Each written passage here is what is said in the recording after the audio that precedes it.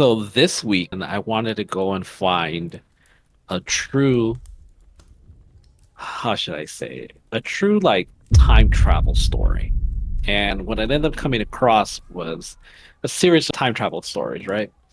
And one of the famous ones is the John Titor. I don't know if you've ever gone down that route where the guy said he came back from the future and he was like from the year 2030. And I don't know if it's been disproven as a hoax, but from that, I found this other interesting thing. So, in my adventure of finding a really good time travel story, came across some movie titles and some really bad time travel stories. I found this thing known as the gateway process. So, the gateway process is a thing known as the gateway experience. Is a term associated with document released by the U.S. Central Intelligence Agency through a Freedom of Information Act. It's dated from 1983. The document was originally declassified and it was made available to the public in the year 2000, I think, three.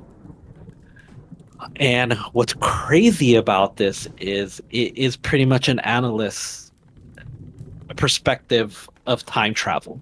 It's an actual document. You can actually find this on the CIA website. They pretty much do a breakdown of the program where it explores the altered state of consciousness primarily through a process known as the hemisync. So they get the left and right part of the brain, and they involve audio technology to synchronize the two sides of the hemisphere of the brain.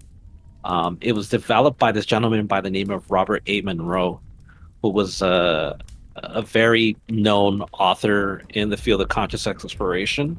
What they ended up covering is that they felt that there was some type of performance enhancing alter conscious and state of it where you're able to trigger it by sound frequency.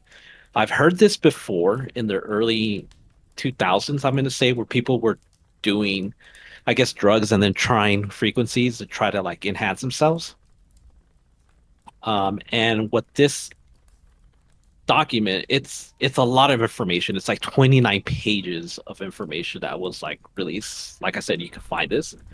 And it kind of covers time travel through a sense of the mind that you're able to time travel using your brain.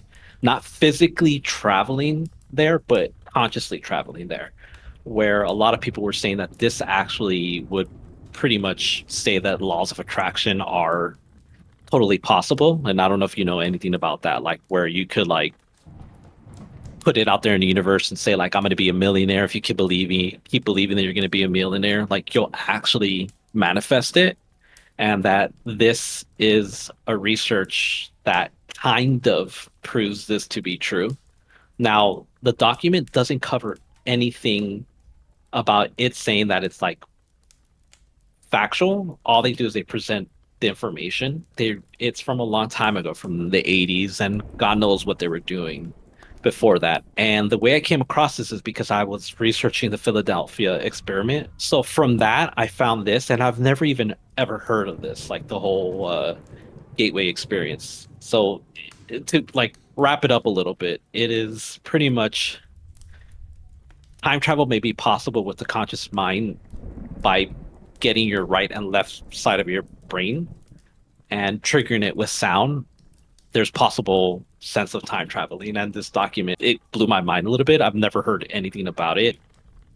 So essentially, you time travel in your head based off of a frequency, and you can manifest some kind of reality as part of that experience. I I mean, whenever I put on Dark Side of the Moon, I'm right back in high school. It's not that far oh fetched. man. And it's exactly what you said. I call that daydreaming. That's what I call it. It does sound kind of crazy, and it may be a possible. There's ways you could trigger it, specific frequencies, and the CIA was actually doing it, and they did 29-page report on it. So presumably you end up where you're time traveling to. You don't come back, right? I don't know. like they said in the article, it doesn't prove that time travel is possible. They don't come to a conclusion on it. It sounds so far-fetched that they would actually release it and that it's public information. There's so much to it. It's like a lot of it sounds like gibberish and it sounds crazy. I would love to work for the CIA and drop a bunch of acid and put on my favorite frequency and then write about it. It kind of really intrigued me a little bit because it's possible time travel using our mind.